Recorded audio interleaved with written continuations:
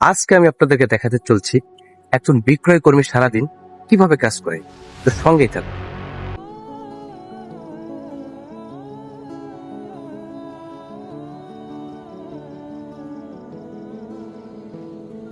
অলিগলি পথে প্রান্তরে খুঁজে একটি দোকান পাওয়া গেল, কিন্তু মহাজন নাই।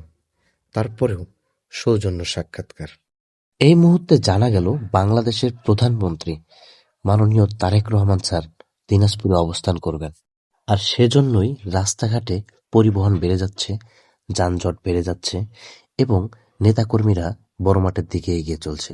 যদিও রাজনীতি নিয়ে আমার কোনো ব্যক্তিগত অবস্থান নেই, তারপরেও রাজনীতির প্রভাব আজ আমার মার্কেটে পড়েছে। যেহেতু মাননীয় প্রধানমন্ত্রী আজ দিনাজপুরের জনসাধারণের কাছে আসবে, তাই সকল মানুষের মনে প্রশান্তি বইছে। তো প্রিয় অডিয়েন্স, আমি এই মুহূর্তে আছি দিনাজপুর বড় মাঠে। আর এখানে কিছুক্ষণ পরেই মাননীয় প্রধানমন্ত্রী তারেক রহমান উনি কিন্তু এখানে অবস্থান করবেন, এবং তার কারণেই এই প্যান্ডেলগুলো সাজানো হয়েছে।